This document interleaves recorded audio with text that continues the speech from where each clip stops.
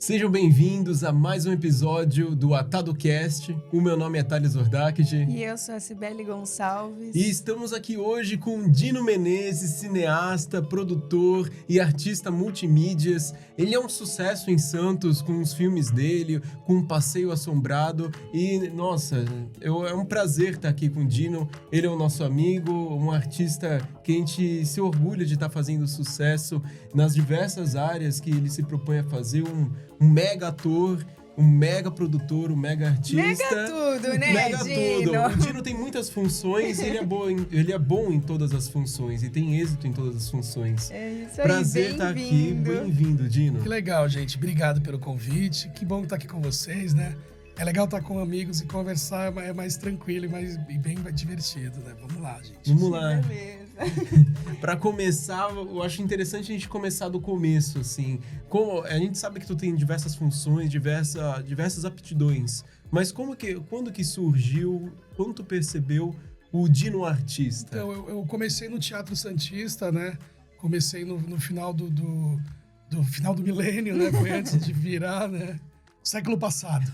Comecei no século passado, em 1998. Comecei como ator em Santos, fazendo cursos de teatro, né? Eu fazia arquitetura e aí numa das viagens de arquitetura da faculdade, eu fiz uma aula de teatro dentro de um festival de arquitetura, né? EREA, que chamava. E aí eu fiz uma aula de teatro, achei muito divertido. E aí, como eu também sempre fui super, assim, extrovertido com os amigos da faculdade e tal, todos eles, né, Dino, olha o Dino fazendo teatro, que divertido, tem que fazer teatro, né? Então eu já era incentivado pelos meus colegas de faculdade.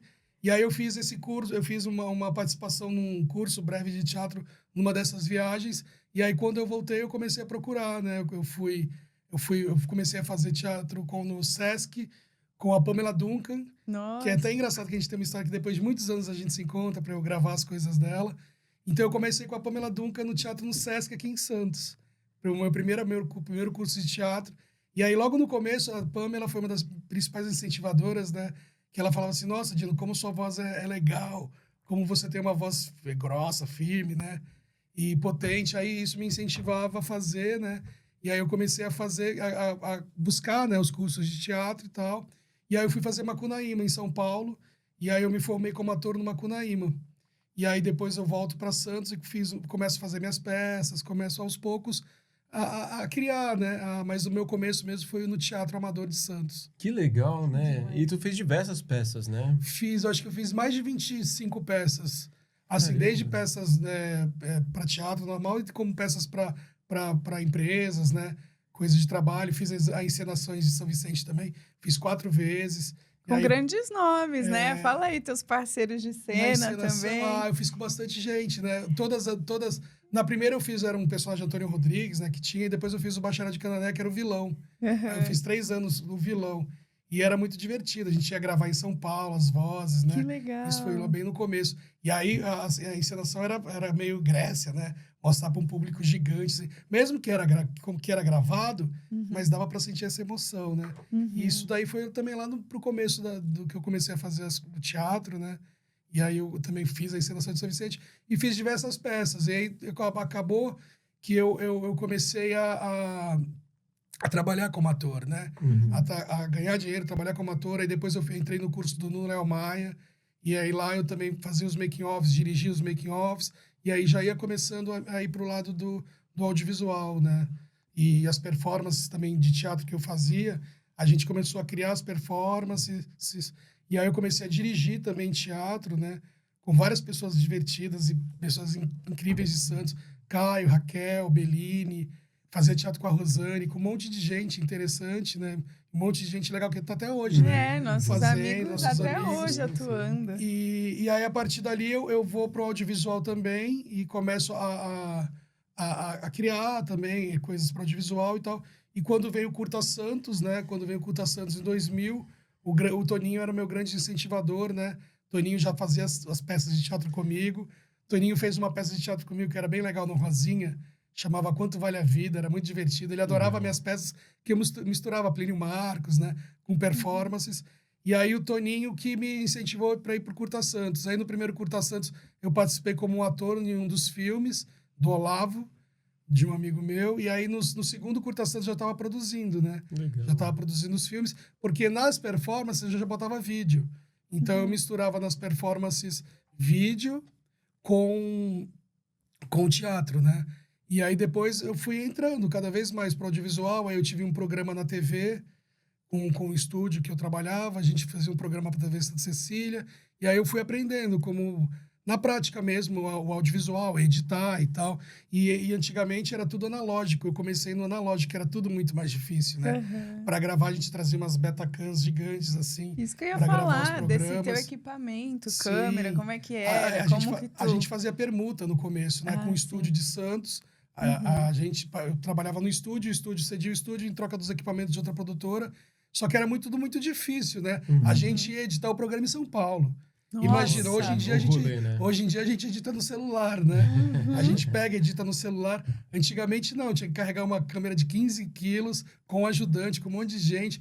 E aí ia gravar uma câmera pesadíssima. E depois tinha que ir em São Paulo levar a Betacam, né? A fita Betacam para telecinar, para transformar em digital. Então era um trabalho tremendo, né? Então eu participei dessa evolução, né? Da evolução da tecnologia. Quando começa a entrar as mini DVs, quando começa a ficar tudo muito mais fácil. E aí eu crio minha produtora, né? Minha produtora eu começo em 2000, eu começo a trabalhar mesmo em 2005. Eu trabalho com audiovisual desde 98, né? Que eu já começava a gravar as coisas. Mas em 2005 eu começo a gravar profissionalmente, né? Então como eu vinha do teatro, eu comecei a gravar as peças em Santos, as peças em São Paulo. Aí eu vou para São Paulo gravar também, E aí eu começo a gravar muito teatro. E aí eu não deixo de sair do teatro, né? Eu continuo no teatro, mas gravando, né? Que legal. E aí eu passei vários anos gravando teatro e fazendo meus curtas-metragens, né? Paralelamente. Mas o audiovisual vem para mim muito antes disso, né? Meu pai era português, o Fernando Teixeira de Menezes. Meu pai era português, ele morava em Belém. Eu nasci em Belém do Pará. Olha. E aí eu vim para Santos com 13 anos, né? Meu pai morreu quando eu era pequeno e tal, mas antes disso, meu pai ele filmava. O hobby dele, ele era comerciante, né, português, mas o hobby dele em Belém era filmar. Então ele tinha filmadora Super 8, ele fazia os cortes, ele tinha mesa em casa. Caramba. Né? Então Nossa, ele fazia privilégio, que demais. mas eu era bem pequeno, né? Eu era bem pequeno, mas eu comecei minha infância assim, lá no começo da minha infância era meu pai filmando, editando e cortando, né? E fazendo esses filmes, ele era amador, ele fazia amadoramente, né? O audiovisual dele e tal. Mas aí, a partir daí, essas fitas ficaram comigo até hoje. Eu tenho os rolos lá de Super 8, eu tenho algumas coisas que eu telecinei para assistir, né? Minha família, minha mãe. Então, ele gravava tudo da minha família e tal. Um dia eu quero até usar para fazer alguma coisa, né? Isso que eu ia Muito falar. importante. Memória, né? Aí foi minha participação no audiovisual, né? E aí eu já estava acostumado, assim, com edição, com essas coisas. E aí com 7, 8 anos, eu já editava com 2 videocassetes. Eu filmava com uma câmera de VHS, né? E aí eu filmava e editava com 2 videocassetes. E aí essa novela que tá tendo agora, né? Que tá o remake Vale Tudo. Eu gravava Vale Tudo. E aí, então, isso depois, né? Depois dos 8 anos, tá? Mas eu sempre gravava e editava. E aí eu botava minha mãe nas fitas, assim. Eu filmava minha mãe falando uma coisa, aí botava o Odete Roitman falando. Aí eu botava uma música, eu misturava a minha família com a Vale Tudo, com a novela. Eu gravava a novela, né? E aí eu misturava tudo e editava. E aí depois E aí era um trabalho que a gente fazia, né? Sim, era um trabalho que hoje em dia dá maior trabalho fazer, editar, fazer tudo isso. E lá a gente perdia um tempo incrível, né? Editando e fazendo. E aí depois eu gravava, quando tinha a MTV, né? Eu gravava quando era pequeno, eu gravava muitos clipes. Eu gravava todos os clipes, aí eu tinha tudo em nome, em letras, assim, em ordem alfabética, então eu tinha várias fitas. Aí eu comecei a montar, eu tinha filmes, clipes e tal, e eu fazia a gente não tinha streaming, mas eu tinha meu próprio banco eu já estava criando acervo, isso, né? Eu tinha meu acervo, que eu queria ver um clipe, eu via, queria ver um filme, eu gravava até comercial. Eu tinha fitas só de comerciais, eu tinha fitas só de de Curtia, clipes. né? Curtia, era tipo um hobby, né? Era filmar, editar. Eu gravava da TV e sempre estava editando, né? Uhum. Os clipes, às vezes eu misturava. Aí, mas eu tinha tudo catalogado, todos os filmes, tudo. E aí sempre foi assim, eu sempre tive a minha brincadeira de criança era fazer isso, né? Uhum. Era filmar, já fazer audiovisual que vinha do meu pai, né? Uhum. E aí depois, na adolescência, aí eu já filmava a banda dos meus amigos.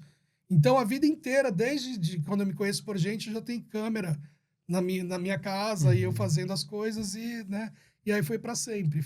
E aí continua com meu filho, né? Que meu filho adora filmar, adora editar. Legal. Adora... Também um exemplo teu, né? Sim, Diretamente, vendo quando... teus filmes, o Passeio Assombrado, né? eu acho que quando a gente tem várias... O que a gente é quando é criança, que a gente vai... Né, vai ter na vida, né? As coisas que vão dando pra gente, as oportunidades e as coisas que vão aparecendo, é o que a gente vai se tornar mais tarde, né? Isso que eu ia falar. O meio vai transformar a Tem um gente. estímulo. Como é que foi na tua casa? Tua mãe sempre aprovou e tal. Tu tem irmãos também, né? Sim, Ninguém sim. nunca estranhou, nunca falou, tipo, Tu é o para único com artista isso da família, de Dino? gravar. Como é que foi isso? Minha irmã trabalha no Sesc, né? Angelita, ela é da comunicação do Sesc, ela é designer legal. gráfico e ela também ela canta. Artista Então, também. Artista ela também, tinha que legal. algumas atividades assim. Minha mãe não, minha mãe adorava adorava arte, adorava filmes e tal, mas minha mãe, ela não tinha contato. Ela fez um filme de vampiro quando ela era adolescente em Goiânia. Que demais! Que ela contava isso, né? Ela era muito divertida, ela contando que fez uma participação num filme de terror e tal. Nunca vi esse filme, nunca assisti. Mas ela contava isso e meu pai era mais artista, né? Meu pai vem do circo, né? Meu pai trabalhou muitos anos no circo. Meu pai era português, veio pro Brasil pequenininho, né? E aí depois ele morou em várias capitais do Brasil, e aí ele no Rio de Janeiro, ele morou no Rio de Janeiro, e lá ele conheceu um circo, né? E aí ele foi embora com o circo, e aí ele foi crescendo no circo, fazendo as coisas do circo, até chegar em Belém do Pará, e ficou em Belém como trabalhando e fazendo outras coisas em Belém. Mas ele vem do circo, isso é bem divertido, né? E aí eu tive algumas oportunidades de quando eu era pequeno, de ir para Minas Gerais, onde começou o circo dele, onde a cidade que nasceu meu irmão. E aí na casa deles lá, no interior, na edícula, o circo inteiro tava lá. Nossa. Então, quando eu era pequeno, eu ia lá e pegava as coisas dos circos, os malabares, os bambolês, as roupas de palhaço. Que demais. E aí era tudo empoeirado e tal, e eu ficava brincando com as coisas do circo. Mas eu não cheguei a ver, né? Porque meu pai me teve já bem mais velho, né? Meu pai era mais velho, e aí eu não consegui ter essa vivência, mas tá dentro dos meus antepassados e tal. Que demais, Esse a lance do arte, circo. então, Sempre de teve berço. presente na sua Sim, vida, com né? certeza. Com referências e tudo. E como foi essa... Você começou no teatro. Tu falou da transição, gravando peças. O começo da sua transição foi aí, né? Mas como foi realmente, de fato, que você decidiu, não, vou contar as minhas histórias através do cinema? Então, foi com o Curta Santos. Pelo Curta Santos mesmo? Foi. Quando surgiu o Curta Santos, eu já estava fazendo performances com vídeo. Eu já estava colocando os vídeos nas performances e tal, que era no começo dos anos 2000, tinha a performance, o happening, né? Era uma categoria de teatro, né? Era um estilo de fazer teatro. E aí lá a gente começa a colocar os vídeos, e aí quando começa o Curta Santos, aí a gente, né, que tá tão próximo da gente poder produzir, né? Então a gente começa a se animar outras pessoas também em fazer curta-metragens, né? Mesmo aprendendo assim na raça e na coragem. Você começa fazendo, você não, né? No começo é mesmo uma câmera na mão e você fazendo as ideias e tal. E aí você vai aprimorando o seu olhar e tal. E aí eu acho que meu cinema também cresce junto com o cinema de Santos, né? Pouco a pouco, passo a passo, bem lentamente, a gente vai conquistando as coisas e vai criando a forma de fazer cinema, né? Do nosso jeito. E diferente de outras pessoas, né? E no nosso lugar mesmo, né? A maioria das pessoas vão para São Paulo, né? Santos é um grande celeiro de artistas, né? Então, sempre tem essa estigma, né, das pessoas fazerem a arte em Santos e depois procurarem outros caminhos para irem para outros lugares, para crescerem, para entrarem em grupos já maiores, né? De teatro e lugares que tenham teatro, não cinema, que tenham mais cinema. Mas o meu jeito foi ao contrário mesmo. foi ficar aqui, foi valorizar as coisas daqui, trabalhar em Santos e sempre tentar, né? Me manter aqui na cidade para fazer minhas coisas aqui, né? Não abandonar as raízes, né? Porque eu né? sempre achei que eu sempre tenho certeza que a gente tem que melhorar, né, a qualidade do nosso audiovisual, melhorar a nossa categoria, melhorar todo o universo do cinema de Santos, né, para a gente poder no futuro também ser um grande Não apenas um expoente, celeiro, né? mas também eu decido ficar, né? Tenho essa opção de ficar e não apenas de sair. Isso é muito importante e a gente está trabalhando para que isso aconteça, né? Sim, e tem também a ida e a volta, né? Vai e a gente volta. pode atuar, que nem você falou que você ia para São Paulo gravar e Sim. voltava E com a assim. pandemia também mudou muito essa questão do lugar. A gente as pessoas entenderam que não é preciso você morar em São Paulo, morar no Rio de Janeiro para fazer um trabalho. Você pode fazer um teste aqui e ir para lá, voltar para cá. A gente ficou meio que do mundo, nômades digitais. Eu não estou falando assim da gente sair. O importante é a gente sair e mostrar nossos filmes em outros lugares, né? Nos festivais. Claro. É importante a gente estar em circulação nos outros lugares. Mas eu estou falando em produzir, em viver e produzir no lugar que você mora, né? Sim, isso é muito E importante. daqui você ir para os outros lugares. Isso que sempre foi... E falando do Curta Santos, eu queria perguntar qual foi a tua primeira produção, esse teu primeiro filme, qual é o nome, quem que tava, qual era a história e tal. E eu me lembro também de você falando da tua ligação com o Toninho, que ele fazia assim, te mostrava filmes, mostrava referências, foi meio que teu padrinho aí no audiovisual, Conta pra gente quem é o Toninho, porque muita gente não conhece, só ouviu falar. E eu acho que tu tem uma relação muito próxima com o Toninho. Sim. Uma das melhores pessoas pra falar do Toninho, eu digo, né? O Toninho era um cara muito querido, né? Era um grande artista, grande ator, né? Ele fez teatro com Enfio, ele fez teatro com várias pessoas muito importantes no Brasil. Ele tinha uma carreira muito legal como ator. E aí, depois, com um certo tempo, ele morava em São Paulo, produzia as coisas dele em São Paulo. E aí, de um certo tempo, ele veio cuidar do pai dele em Santos, né? Que o pai dele começou a ficar velhinho, os pais dele começaram a ficar velhinhos. Então, ele volta para Santos para cuidar do pai e da mãe e começa a produzir cultura em Santos. E aí, essa transformação do Toninho, vir para Santos, que começa, né, ele era um cara um grande agitador cultural, né? Que legal. Então, ele aquece o Festa, que já tem nosso festival, que tem mais de 50 anos, né? Acho que mais de 60. E ele aquece o nosso festival, ele traz várias pessoas para cá, ele faz o Festa assim, uma grande celebração do teatro. Depois, ele, com o Curta Santos também, ele a Beth Mendes, o Ricardo e a Raquel Pellegrini, eles meio que inventam, né, o Curta Santos juntos. E aí ele traz, no Curta Santos também, ele faz um grande festival, né? E durante muito tempo, e com certeza é um dos festivais mais importantes do Brasil, né? Com certeza. E durante muito tempo foi um dos maiores públicos, né, de cinema e tal, e sempre foi querido, e trouxe tantos artistas e tantos filmes interessantes e legais, e fez com que a gente também fizesse essa troca com as pessoas de fora, né? Tantos diretores que vieram para cá, tantos filmes que a gente pôde trocar e fazer, né? E fazer essa troca. E aí foi crescendo o cinema de Santos, né? Eu acho que no primeiro Curta Santos foram 12 inscritos, e hoje acho que chega quase a 100, né?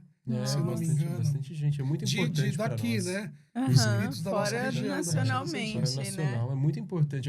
Todo mundo conhece o Curta Santos como um expoente, assim, de festival de curtas-metragens, porque foi um dos primeiros, né? Hoje em dia é normal ter festivais por aí, mostras de cinema, mas o Curta Santos iniciou num período que mal tinha produção independente, porque era muito difícil, né? Sim, de se fazer. Hoje em dia a gente grava era com muito celular, menos, né? mas antes era muito mais complicado. Até a forma de entregar, né, os projetos. Quando eu comecei, eu tinha que mandar um filme para Fortaleza. Era uma grana você mandar um CD, um DVD para Fortaleza, Correio, né? Pelo correio. Depois eles inventam o impresso módico, que tem hoje em dia. É que você verdade. consegue mandar mais baratinho e tal. Mas hoje em dia você não manda mais, né? Tudo digital, você manda a senha da nuvem, a pessoa baixa.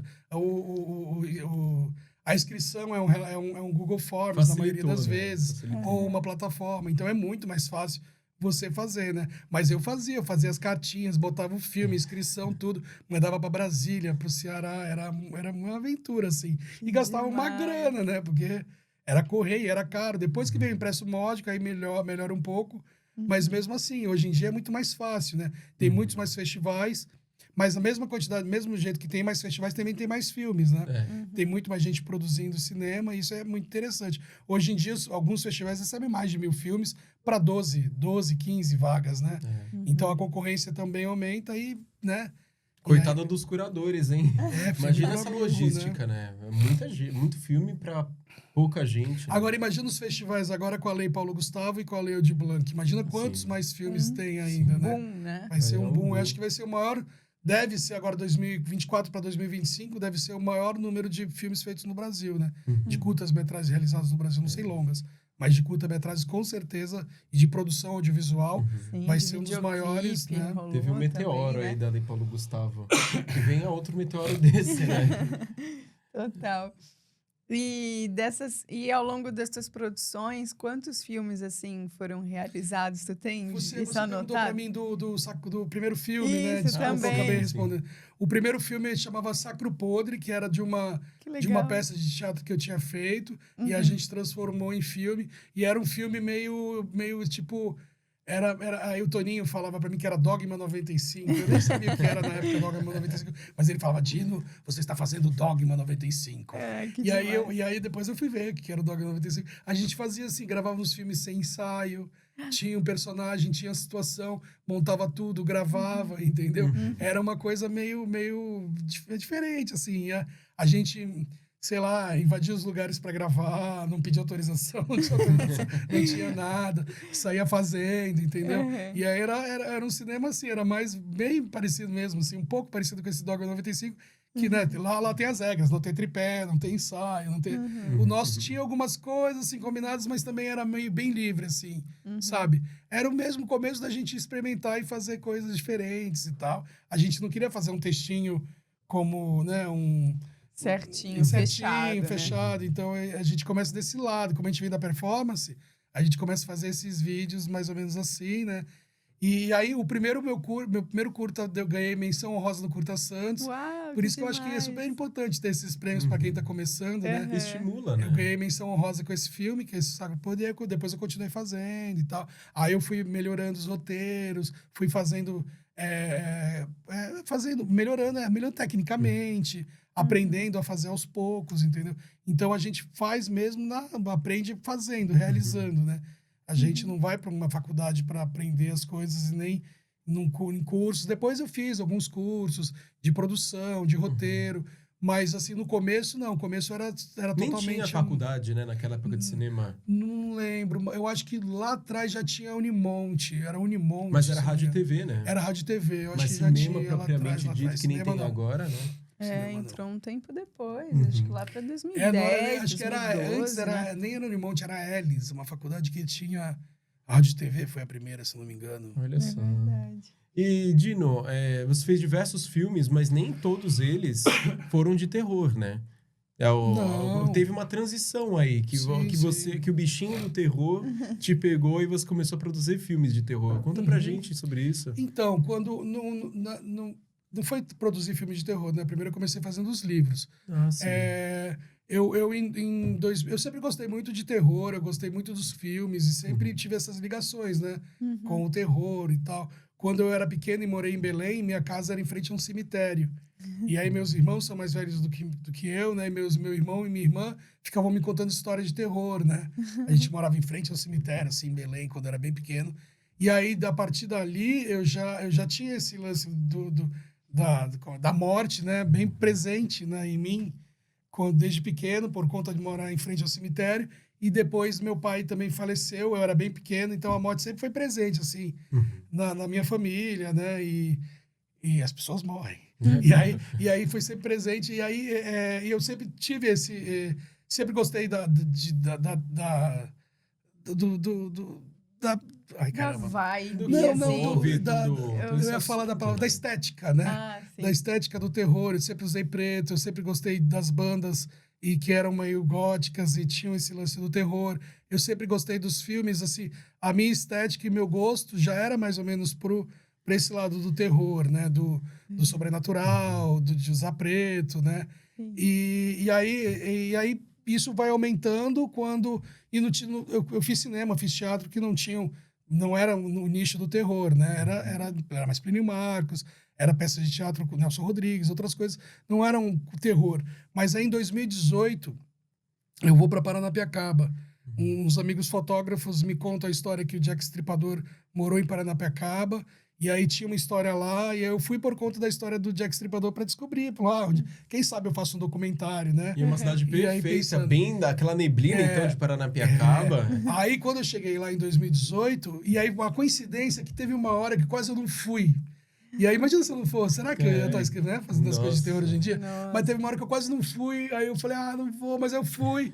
E aí eu fui, e aí quando eu cheguei lá, os meus amigos iam tirar fotos, e eles foram tirar fotos e me deixaram com um historiador que chama Eduardo Pim, lá em Paranapiacaba. E o Eduardo Pim, ele já tinha preparado para mim, assim, as histórias, ele foi contando, era só eu, né? Ele foi me contando.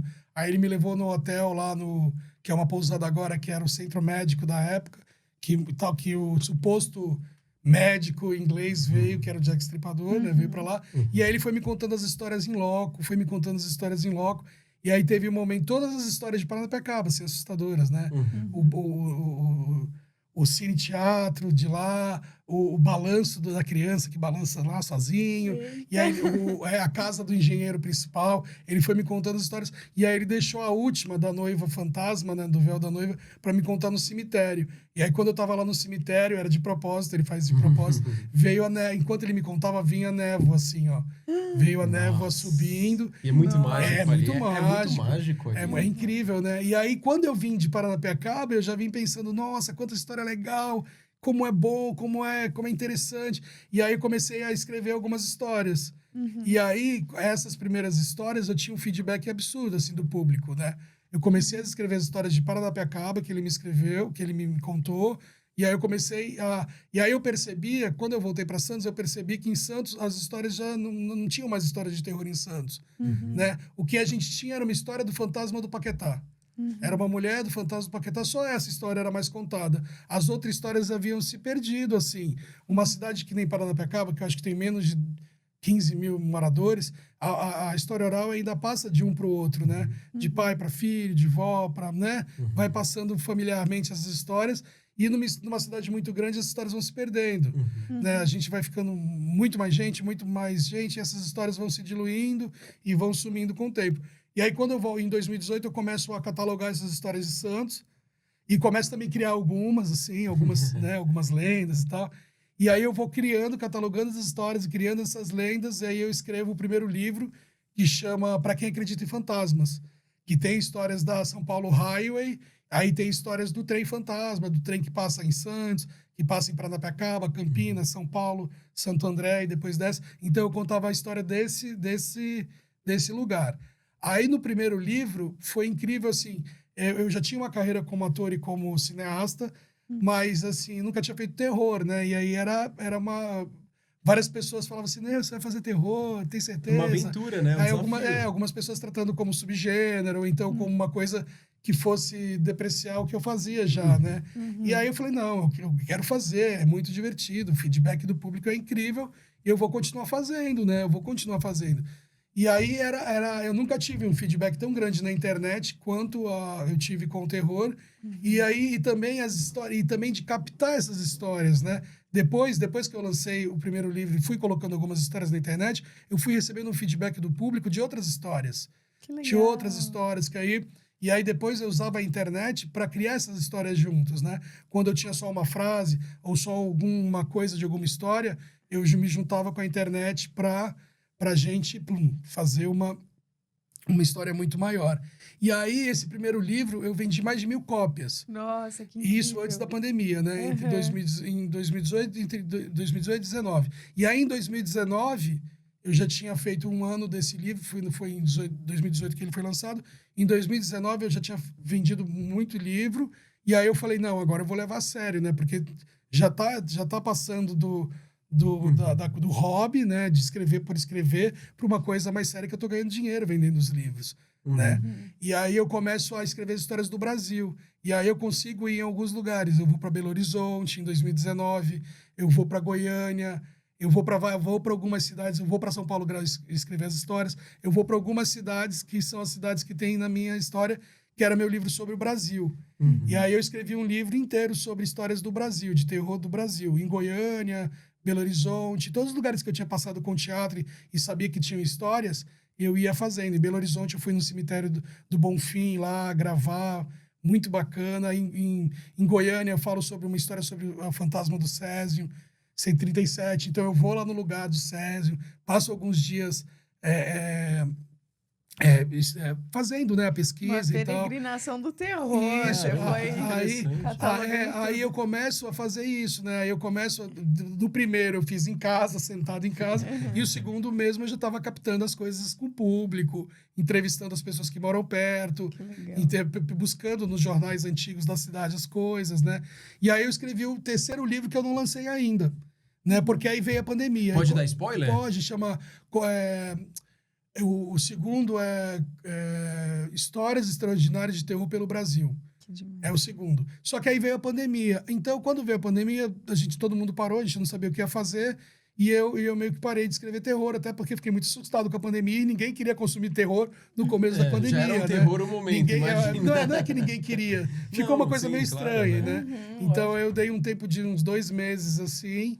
E sem fazer nada, assim, muito preocupado com tudo e tal, com o que eu ia fazer, né? Entendendo, né? E aí, logo depois,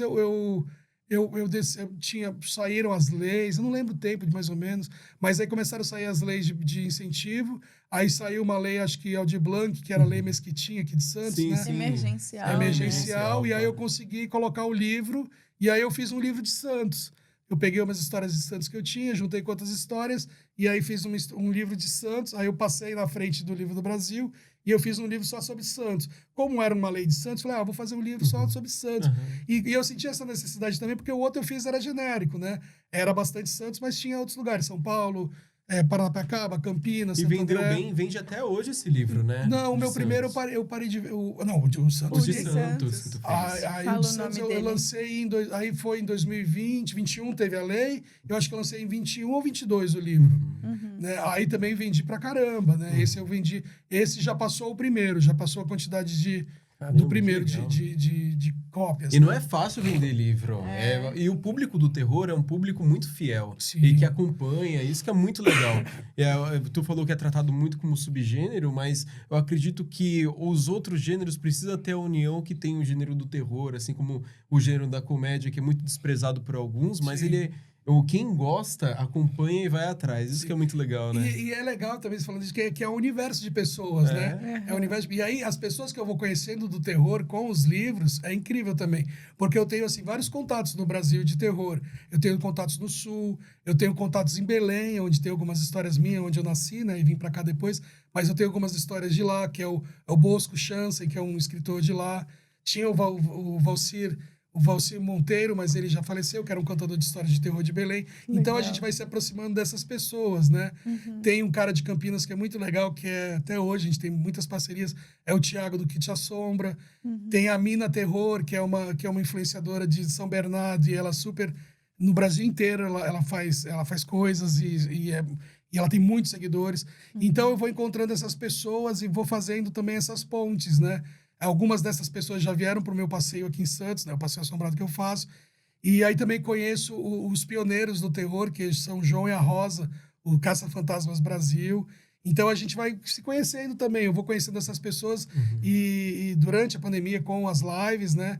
E depois da pandemia e trazendo algumas dessas pessoas para Santos também, né? Inclusive esse casal Caça-Fantasma Brasil, eles vão estar comigo no próximo mês aqui em Santos, né? Eles vão vir para cá para gravar. Eles têm um programa de televisão da Bandeirantes também. Eles participam de um programa de TV da Bandeirantes. E eles vêm para gravar comigo e depois eles vão fazer o Passeio Assombrado. Então a gente vai criando uma grande rede de pessoas do terror, né? Que se conhecem, que fazem, né, o terror no Brasil, assim, para a internet também, né? Ô, Dino, e sabe que eu me lembrei também dessa tua trajetória do terror? Antes, se eu não me engano, antes de chegar no Passeio Assombrado, você também teve um momento compartilhando nas redes sociais, né? No TikTok, as histórias de terror, que também bombaram muito, né? Fantasmas, né? Conta um pouco pra gente. Então, aí quando quando eu já tinha feito... eu comecei mesmo pelo Facebook e pelo Instagram, mais pelo Facebook no começo. Aham. E aí depois eu vi a necessidade, na pandemia, de aprender a fazer com o TikTok, né? Era muito mais jovens fazendo, né? Eu já tenho 50 anos, mas assim, sou super aberto para as novas tecnologias e as novidades, E né? tem que ser, E né? aí eu queria fazer vídeos curtos também. Eu fui percebendo também a necessidade de fazer vídeos curtos, né? E aí eu começo meu TikTok. Eu começo meu TikTok bem pequenininho. Meu TikTok começa lá com 100, 200, bem humilde. Aí começa a crescer, e aí eu começo a produzir uns vídeos um pouco melhores. E também eu pegava vídeos e desmontava os vídeos, refazia, e botava locução, e colocava tudo, e refazia os vídeos e ia publicando. E aí foi fazendo muito sucesso, né? Foi fazendo muito sucesso e tendo muitos views. Eu comecei a ganhar dinheiro com o TikTok, né? Teve vídeo meu que teve 11 milhões de views. Eu acho que o mais visto é 11 milhões. Aí tem de 5, 6. Eu acho que no total, assim, eu devo ter muito mais de 50 milhões de views no TikTok, né? Alguns eram monetizados, outros não, né? Os do começo não. Mas aí eu tive muito sucesso no TikTok, até chegar um momento que o TikTok muda os algoritmos e tal, e aí vai para um lado mais educacional, né? Sai da dancinha e do... Como era que o Felca fazia? Que eu quero maçã. NPC. Então eu acho que esse lance do NPC e das dancinhas e do TikTok que mesmo querer mudar o perfil da plataforma, né? Foi aí que os vídeos de terror continuavam sendo muito vistos e tal, mas aí foi diminuindo a monetização, os vídeos mais bem produzidos iam diminuindo e tal, e aí eu fui diminuir. Eu continuo lá no TikTok, posto semanalmente. Antigamente eu postava 2, 3 diariamente. Hoje em dia eu posto semanalmente, é menos eu continuo mantendo meu canal vivo, né? Mandando as coisas, mas assim, tudo que a gente faz, a gente tem que se dedicar, né? Tem que sentar e se dedicar profundamente ao algoritmo, a entender as coisas, a entender a plataforma que você está usando, né? Mas aí eu paro um pouco e continuo, e agora o meu mais forte, assim, Quando é que o surge... Instagram, né? Ah, desculpa. O meu foi... Aí depois eu fui pro Instagram. Hoje eu tenho menos, né? No TikTok eu devo ter uns 115 mil seguidores. No Instagram eu tenho 15 mil. Só que no Instagram, diferente do TikTok, os meus seguidores são espalhados pelo mundo inteiro. Você vê lá, eu sou mal visto, o meu país, segundo país de visualizações é o Mianmar. Falam português lá, né? falam Que português lá. demais. E aí tem Venezuela, não sei o que. Aí tem Brasil, Mianmar e tal. E aí você se espalha, né? Tinha um monte de gente da América do Sul vendo, um monte de gente de fora. E você vê pelos comentários, né? Até russos. O legal do TikTok, quando começaram a compartilhar, as pessoas, tem um lance lá que é muito legal, que as pessoas começaram a fazer react dos vídeos, né? Então eu tenho todo tipo de gente do mundo inteiro fazendo react dos meus vídeos. Que legal. Tipo, pessoas da Nigéria, americanos, ingleses. E aí um dia eu botei todos juntos assim, eu fiz um quadradinho e vi tanto que era diferente das pessoas fazendo esses reacts, né? Só que isso lá era uma coisa mais espalhada pro mundo inteiro, né? Pessoas que gostam de terror, o mundo inteiro. E aí, quando eu começo a fazer o Passeio Assombrado de Santos...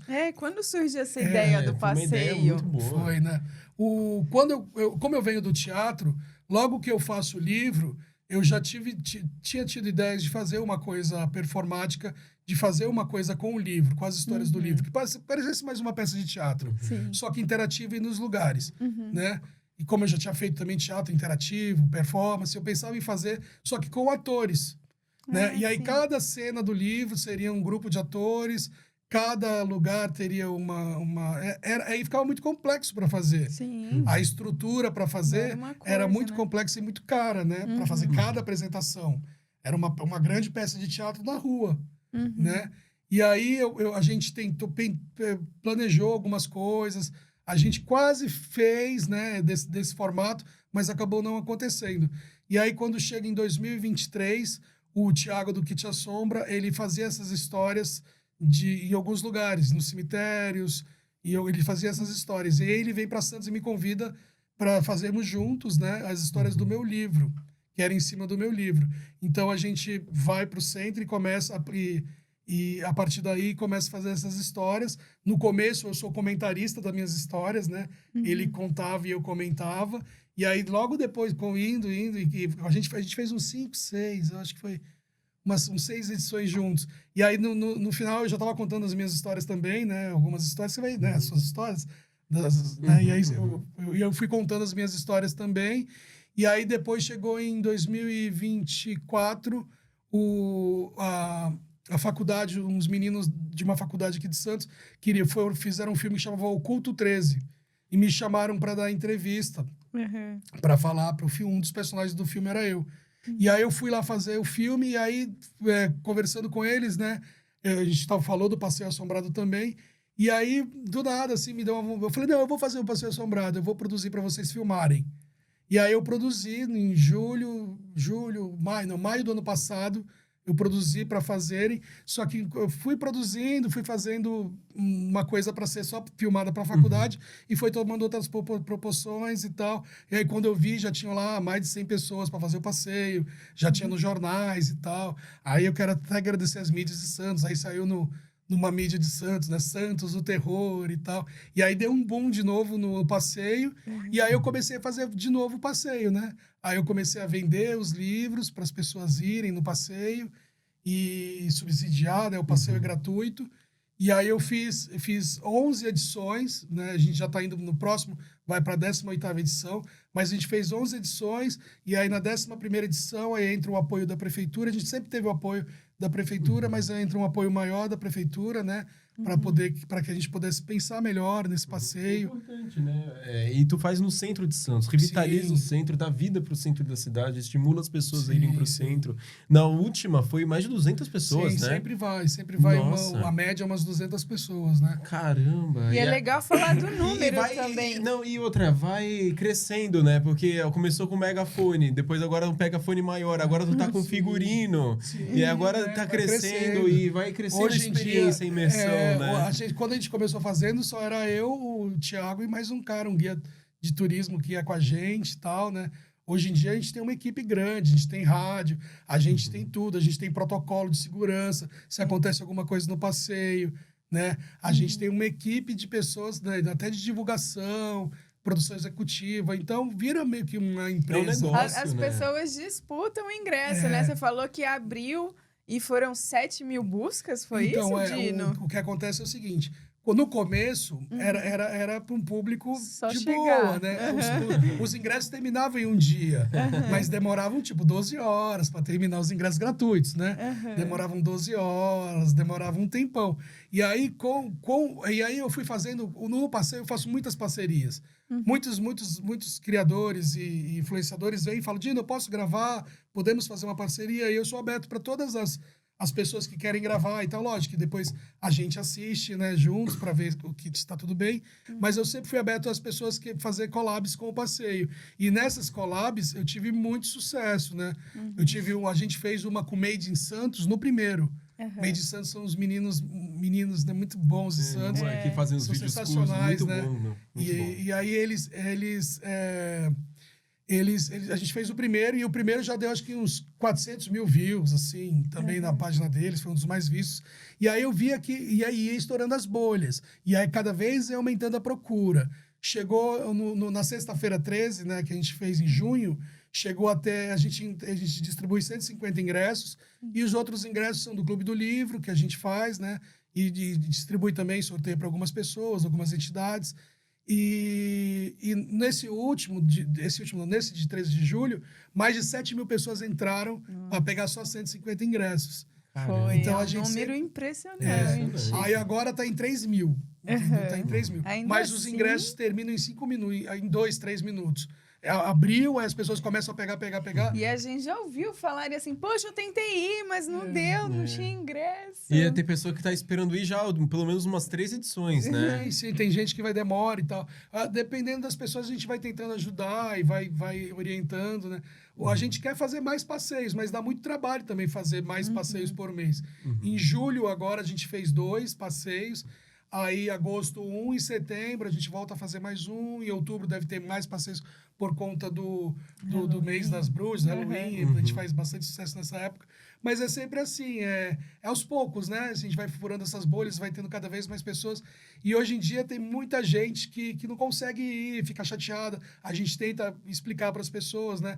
Que a gente tenta fazer para que o maior número de pessoas vão e que a gente vai continuar fazendo até que todos possam possam ir no passeio, né? Então é uma alegria tremenda, assim, ter esse feedback do público, né? A gente já teve mais de 3 mil pessoas no passeio em 17 edições. A gente já distribuiu mais de 1.000 livros desse do Santos, né?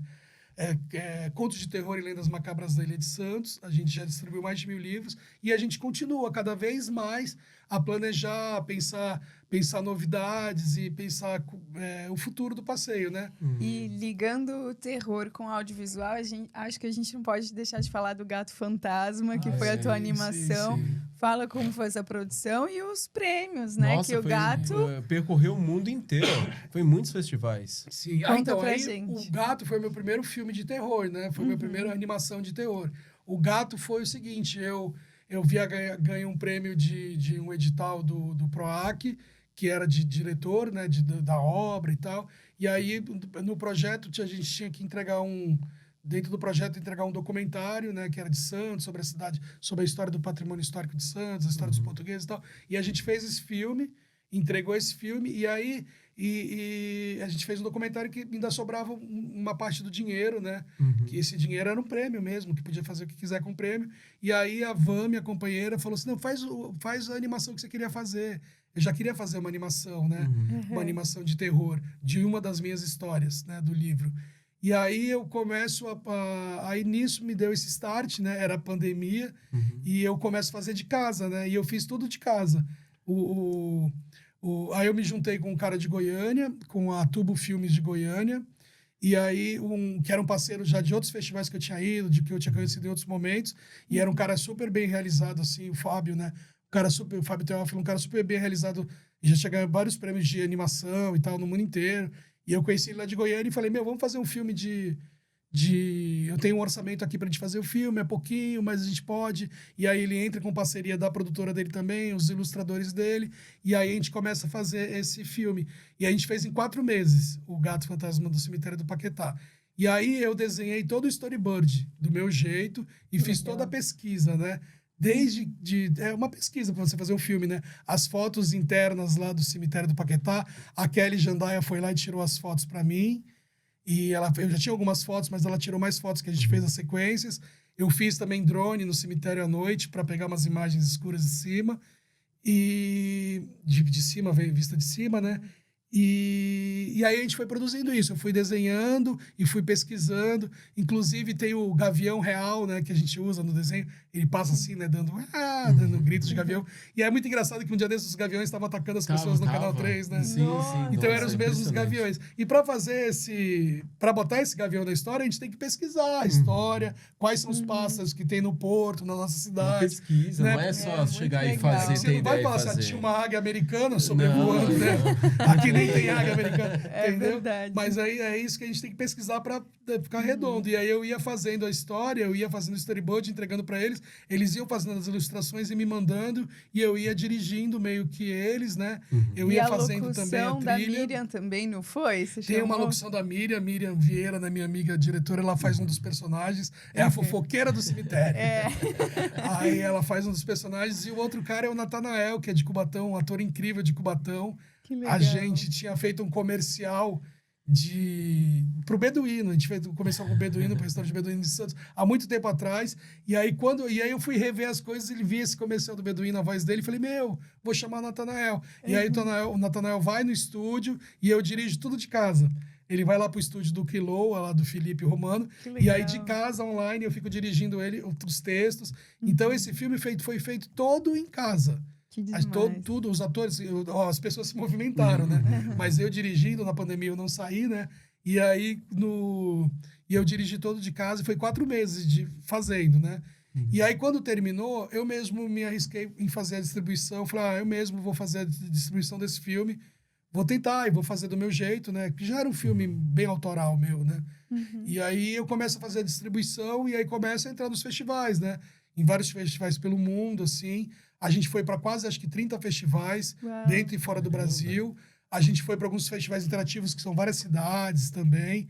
Como era a minha primeira animação, eu também coloquei em uns pitchings de filmes, que era a primeira visualização. Eu já tinha uma carreira bem grande como diretor de cinema, mas de documentário e ficção, mas não de animação, né? Então era como começar tudo de novo, né? Minha primeira animação. Você falou que Legal. entrou num núcleo de diretores de terror também, Sim, né? Era um não, grupo lá que... Não, é porque aí foi o que foi legal, assim, pra mim, que foi assim, no meu primeiro filme, né? Era um filme bem simples, uma animação bem filme de 5 minutos, e esse filme eu consegui acessar muitos lugares interessantes, né? Muitas pessoas incríveis, né? Assim, do cinema de terror no Brasil, e eu acessei muitos festivais e ganhei alguns festivais, né? Eu ganhei o festival um festival super importante de terror, que é o Morcego Vermelho de Goiás. Eu ganhei alguns prêmios internacionais com filme, né? Eu ganhei na Itália, na Grécia, e menção honrosa, alguns prêmios. Eu ganhei um prêmio num festival em Las Vegas, só de terror. E aí no Brasil eu ganhei Curta Santos Melhor Roteiro. Ganhei vários festivais, assim, eu não lembro direito, né? Acho que são 10 prêmios pro Gato. Acho que foi uns 10 prêmios pro Gato. Pra demais. quem ainda não assistiu o Gato, ele tá disponível no Sim. cinemabs.com.br, Isso, né? E aí, Cinemabs. conta o teu envolvimento com o movimento audiovisual da Baixada sim, Santista. claro. Veio o cinema na minha vida, né? Veio o teatro, veio o cinema. E aí, em 2019, a gente...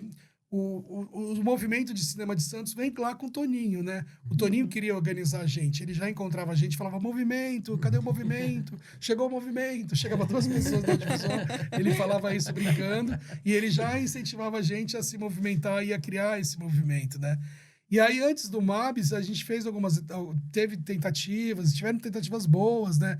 De se organizar com as meninas lá atrás, também fizeram um movimento, né? A Yasmin, a Larissa, elas também estavam se movimentando. E aí tudo foi indo para em 2019 a gente recebeu, a gente tem um selo, né, na cidade de Santos, a cidade de cinema pela Unesco, e em 2019 a gente ia receber em 2020, a gente não sabia que ia ter pandemia, a gente ia receber em 2020 uma grande festa da Unesco, né, para comemorar esse nosso selo de cidade do cinema.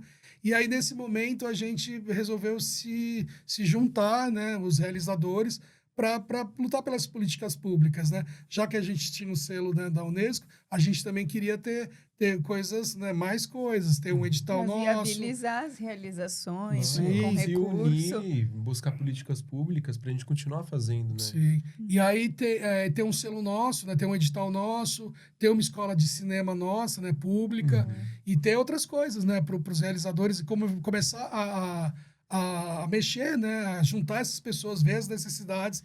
E aí, em 2019, a gente funda o MABS, né? Na época, acho que no começo eram umas 40 pessoas, e de lá até hoje... Com né, reuniões presenciais. eram reuniões né, presenciais que a gente tinha que se organizar melhor, né, no começo e tal.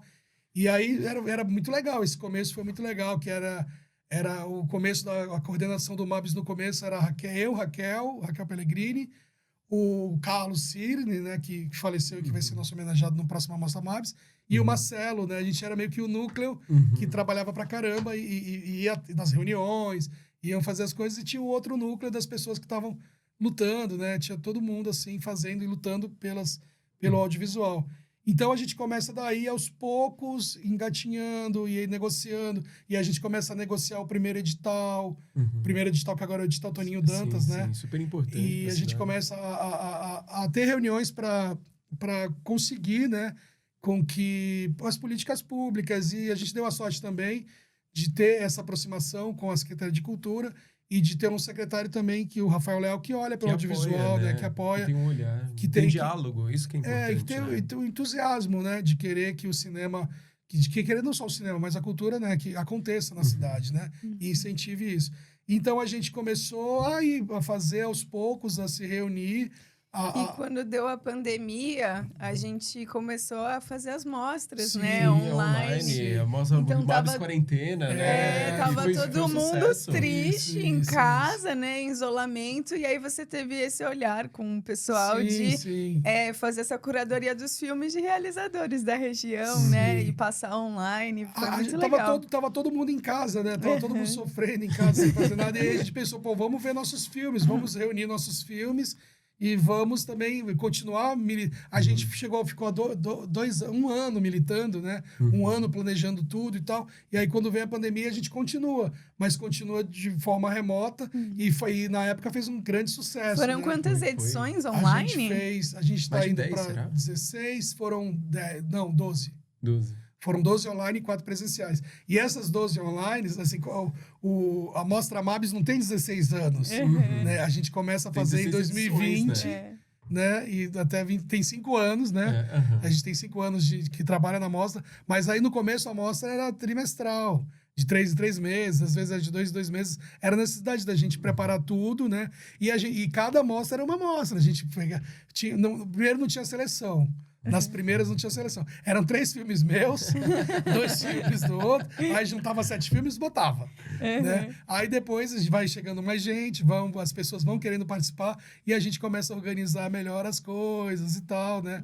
E aí vai crescendo cada vez mais. E aí quando chega a festa da Unesco, a gente faz uma grande festa do audiovisual. A Virada Mabs. Virada Foi Mabs. tão mágico, tão mágico, 40 porque a filmes. gente tinha saído desse isolamento, né, da pandemia. E aí a gente se encontra quanto realizadores e teve uma virada. Conta como é Viramos que a foi. madrugada. Sim, isso Passando foi muito filmes, legal. fala pra gente. Então, aí quando volta, né, a gente volta a ver os filmes presencialmente, a gente queria ver muito filme, queria estar muito junto, né, fazer as coisas. Então, a gente pensa em fazer a Virada Mabs. A gente já tinha feito 12 edições, então a gente pegou todos esses filmes dessas 12 edições e fizemos uma Virada Mabs. E foi um maior sucesso. Com foi coquetel, café da manhã. tapete A vermelho. noite Nossa, foi inteira muito passando legal. filme. Foram Reportagem- 40 filmes, 40, né, 40 e Dino? poucos filmes. Reportagem no Metrópolis, linda, que fizeram pra foi. gente e tal. A Demais. mídia, né, Foi abraçou. um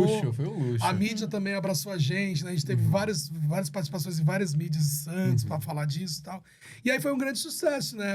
Essa virada, né? Essa virada com todos esses filmes. Aí no segundo ano, depois, na 13ª, 14ª Mostra Mabs, a gente já fez uma coisa mais, fez as seleções. Eu acho que você foi curadora, não foi? Foi, fiz Ou parte na- da na curadoria da com 14ª, Cássio. O da 15ª, eu não me lembro, mas já vai passando, a gente... Uma galera legal aí. Não, também foi na lembro. 10ª, foi nessa mesmo que você fez. Foi. Foi depois da quarentena, você, o Cássio e mais alguém? Mas uma menina lá. Lembro. Ah, a Petita Sim, a Reis. Petita Sim, Reis. sim. Falei Foi com ela nós três. ontem, É falei com verdade. ela ontem. Que legal, a gente Convidei fez ela essa pra vir aqui curadoria. no... E foram 13 filmes, Foram. né? Selecionados. Aí depois a gente começou a botar o 13 filmes, né? Nosso número 13, né? De Santos e tal. 013. E aí foram 13 filmes selecionados, e aí foi muito legal, que a gente começa a abrir para um monte de gente bacana, né? O Cássio vem com uma visão muito bacana dos filmes. E também, saindo mesmo do formato só ficção e documentário, ele bota uns filmes experimentais, e aí traz a galera de São Vicente, traz mais a galera da Quebrada, né? E a gente vai conhecendo mais pessoas. Hoje em dia, várias pessoas desses filmes estão na produção do Mabs, né? Estão na produção do Mabs hoje em Que dia. é a Baixada mesmo, pra as se 9 cidades reconhecer, da né? Baixada, não é só Santos. É, É, a todo esse gente- coletivo da Baixada mesmo, né? A gente abre pra todo mundo Sim, estar se vendo e se conectando. Isso que é Só muito que aí a gente especial. começa a fazer uma seleção, né? Para ter os melhores filmes e para também, né? Para valorizar as pessoas com o melhor da nossa produção também, né? Sim. E aí, no 15º, a gente institui o Troféu Toninho Dantas. Né? Em 2023, eu viajei muito. Eu fui para mais de 12 festivais com um filme indígena que eu tinha feito. O Nhandequeri Maiave Reum, que é um nome em Guarani. Eu fui em muitos festivais. E nesses festivais eu fui conhecendo pessoas e fui vendo os formatos dos festivais. Né? Até eu ir num festival aqui no Rio de Janeiro que chamava Fica Eco, que era um festival internacional de agroecologia, que a homenageada era a Fernanda Montenegro, a Dira Paz também. Era um super festival gigantesco. E aí, eram acho que 15 selecionados para esse festival. E todos os 15 selecionados ganhavam um troféu. Isso é Né? demais. E aí eu fui lá, recebi, era o Oscar Yanomami, né? Saiu várias reportagens e tal. É um troféuzão grandão assim. E aí eu tive o privilégio, assim, de receber esse troféu no Cine Odeon, no Rio de Janeiro. Que luxo, hein, Dino? Foi incrível. Caramba. O Cine Odeon é maravilhoso, Nossa, é lindo né? demais, e aí eu né? recebi esse prêmio lá, e aí, né? E aí não era uma mostra competitiva. E aí eu voltei feliz pra caramba. Voltei com o troféu desse tamanho na mala, né? E voltei muito feliz do Rio, onde meu filme tinha chego. Né? Era um festival mesmo da temática do meu filme, né? E foi muito legal estar lá no Rio de Janeiro. Eu fui com vários festivais, mas com esse prêmio. E aí quando eu voltei para Santos, eu pensei, a gente precisa ter o nosso troféu para dar para o realizador que está começando ou que tá, né, que já tem mais tempo, mas dá um prêmio, né? Vamos fazer um prêmio para as pessoas só sentirem. Por ser Que é uma coisa tão bonita, uma Sim. coisa, é um pedaço de... E é muito difícil mesmo, ó. Que nem na edição de 2025 desse ano foram mais de 80 filmes para pouquíssimos selecionados. Um prêmio já Esse ano a gente foram inscritos 81 filmes. E a gente acabou selecionando 14 filmes porque teve empate, assim. E a gente não quis tirar menos... Saímos com 13 e botamos 14 para 2 sessões de 7, né? Aí ano que vem a gente volta com 13, se não tiver empates. e aí foi crescendo, né? A gente fez o troféu. E aí, quando a gente começa a dar o troféu Toninho Dantas, aí o troféu Toninho Dantas, que troféu a gente vai fazer? Vamos fazer o troféu Toninho, né? Toninho. E aí eu tinha visto na internet umas pessoas que fabricam os bonecos, chamam bonecos estranhos. E aí esses bonecos estranhos tinham o He-Man gordinho. E a primeira ideia foi, vou fazer com bonecos estranhos do troféu. Né? Só que aí eles não faziam, eles faziam só os bonecos deles, eles não faziam outros bonecos, né? E aí eles foram muito legais comigo e me indicaram outras pessoas para fazer e tal. E a gente foi pensando no jeito que ia fazer, até chegar na ideia, né? Que era o troféu Toninho Dantas. E aí um artista plástico aqui de Santos, o Alexandre Bar, ele faz o Toninho pra gente, né? Ele desenha o Toninho, né, pra gente, ele que assina o troféu. E aí depois a gente faz, né, esse Toninho e entrega para as pessoas. E quando tem essa entrega, quando a Mostra Mabs tem o troféu, muda tudo, né? Que é muito legal receber o troféu, né? É diferente só de você apresentar. Você foi premiado, e foi premiado porque foi selecionado. Você tá entre os melhores, né? Então, a gente vai, coloca esse troféu, e aí, antes dessa curadoria, a gente faz a curadoria nós mesmos, né? Mas vai tomando uma proporção, né? Os prêmios a gente faz questão que os prêmios, que os filmes do Mabs tenham cachê, né? Que as pessoas que participam, a maioria das pessoas que participam recebam também cachê, para a gente sempre valorizar o nosso cinema. Essa era uma das primeiras propostas que a gente tinha tirado, né, entre nós, e eu indo em outros festivais e conhecendo outros movimentos, como lá de Recife, como de Brasília, eu fui conhecendo outros movimentos que também queriam mais ou menos a mesma coisa, né? E a gente foi se integrando também com esses movimentos para conversar sobre, né? Porque, tipo, o de Recife, que tem mais tempo que a gente, o movimento de lá, já passou por tudo que a gente passou, entendeu? Então, eles foram super... Inclusive, eu quero agradecer o Antônio Carrilho, que era o presidente na época lá lá não é movimento, lá é federação. Ele é presidente da federação da época, né? De Recife, que deu um super apoio, a gente conversou muito, né? E, inclusive, também conversei com outras pessoas para a gente também construir aqui o nosso movimento, né? Essas trocas são importantes pra caramba. Quando a gente vai para os festivais, vocês sabem disso também, né? Que se vocês vão para os festivais, quando a gente vai para os festivais, é incrível as trocas, né? As trocas que acontecem, as pessoas que você conhece. Eu fiz amigos do Brasil inteiro por conta do cinema. E aí, a alegria desse ano, né? Os nossos curadores... Então, como tudo vai ficando mais complexo, as pessoas ficam mais, né? Não, meu filme não entrou, o seu entrou, meu Deus, né? E aí, a gente tem que ter curadores de fora. E aí, nessa curadoria desse ano, a gente tem o André Hang, que é de São Vicente, que é um curador daqui de Santos, mas de São Vicente, né? Que é um curador que ele faz a organização, ele coordena a curadoria. E a gente chamou 2 outras pessoas de fora para participar. Aí, como eu fui conhecendo as pessoas, né? Eu chamei pessoas bem queridas que entendem muito de cinema, né?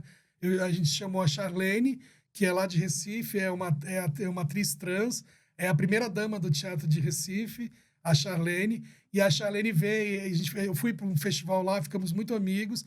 E aí, sempre tive dela no meu radar, né? De falar, eu preciso trazer ela para alguma coisa em Santos. E aí, quando eu pensei em alguém fazer curadoria, a gente chamou ela, até pelo histórico dela nos filmes, né? De ela estar participando. Ela não para de fazer filmes o tempo todo fazendo. Ela participou do filme Agente Secreto, ela tem uma participação. Que legal. Muito legal. E a gente chamou a Charlene para ser uma das curadoras, lá de Pernambuco. E o outro curador, a gente chamou um cara muito, muito bom no cinema, que é o Tiago Aneves. ele é um diretor da Paraíba, que eu conheci no Rio de Janeiro, e ele é um cara brilhante, assim, ele entende tudo sobre cinema novo, sobre cinema brasileiro. Ele que me apresentou o Cine Odeon, o cinema novo no Rio de Janeiro, e foi me explicando. E é um cara com uma bagagem absurda, assim, do cinema, além dos filmes dele, que são maravilhosos. Ele tem mais de 100 prêmios no Brasil de cinema. Ele foi agora para Cannes. Então é um cara super importante e super acessível, né? Ele faz o Festival Fast Sim, que eu já participo do festival dele há 3 anos e vou estar lá esse ano de novo, né, em setembro. E ele vem para cá, ele vem para Santos, né, para participar do nosso fórum e fez a curadoria e vai participar do bate-papo com os realizadores. Então, esse intercâmbio que a gente faz, conhecendo as pessoas, trazendo essas pessoas tão especiais, né, com outros olhares, tão premiadas, né? Então, importante, essa troca é muito importante. E eu acho que eu só consegui evoluir com o meu cinema quando eu comecei a acessar os festivais. Porque nos festivais você tem a troca. A gente está pensando coletivamente em algumas coisas, inconscientemente em algumas coisas. Mas quando você está junto com as pessoas, as coisas vão se transformando. Você vai melhorando também. São referências, linguagens, né? Que a gente vai trocando. Isso é muito bom. E a qualidade dos filmes, né? Vai melhorando, a gente vem do outro, a gente incorpora coisas, mesmo que inconsciente, a gente vai tendo um olhar mais aprimorado para fazer o nosso cinema e devolver para nossa cidade o que a gente aprendeu lá fora, né? É algo que eu ouvi assim na minha formação, se você quer fazer filme, você tem que assistir filme. Isso Com é muito certeza. importante, a gente prestigiar. Dino, o papo tá muito bom, a gente tá chegando ao fim, mas antes da gente acabar, você fez um filme muito bom, seu último filme, O Papel. Eu queria que você falasse um pouquinho do Papel, como é que foi? Você trabalhou com muitos atores, numa locação pequena, e foi um trabalho, vendo na tela, para quem conhece a produção, foi um trabalho um pouco difícil de ser executado, né? Mas ficou muito bom o resultado. Como é que foi essa experiência? Então, a gente veio a Lei Paulo Gustavo, né? E a gente escreveu, eu comecei a pensar junto com a Nilma Nunes, né, uma roteirista, em fazer um filme. E a gente tinha a possibilidade de fazer os filmes do Plínio, né? E aí eu escolhi, dentre os filmes, eu escolhi Homens de Papel. E a gente começou a fazer esse roteiro. A gente fez, né? Acho que teve uns 10 tratamentos no roteiro. A gente trabalhou bastante no roteiro para transformar ele, é uma peça de teatro, né? Para transformar em um filme. E a partir daí a gente começou a fazer esse filme. Mas assim, era um filme muito grande, né? Depois que foi... Quando você está fazendo o projeto pro edital é uma coisa, né? Cabe tudo. A realidade é outra, Cabe né? tudo. Totalmente. Tinha cachorro, né? Tinha tudo. Tinha cachorro em cena, imagina. Que E aí, trabalho. depois a gente foi cortando algumas coisas, inclusive cortamos o pet. Não maltratamos nenhum animal nesse filme, porque não tem. Mas o que acontece? No começo a gente vai se adaptando, né? E aí o filme do Plínio eram mais de 9 atores, a gente diminuiu um pouco o elenco do teatro, né, pro roteiro de cinema, e mesmo assim a gente fez com 9 pessoas, né? Então era uma coisa, tanto de ensaio que a gente teve, o tanto de tempo e eram que a 9 gente pessoas gastou. ao mesmo tempo em Eram cena. 9 pessoas, não era tipo 9 pessoas espaçadas, 2 num quarto, 2 em outro, era 9 não, é no dentro, mesmo espaço. É o mesmo espaço, né? E aí foi tudo dando certo, as coincidências da vida, né? Quando a gente usa como locação o Buracos, né? Um lugar aqui em Santos.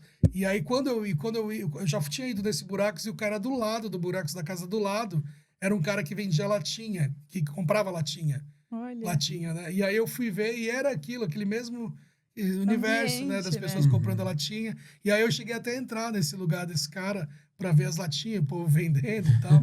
E aí nisso eu fiquei com isso na cabeça. Aí passou um tempão, eu falei, vamos fazendo Buracos.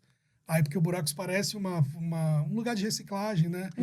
E o cara do lado fazia isso, né? O cara da casa do lado. Então, a gente escolhe o Centro de Santos para fazer e tal.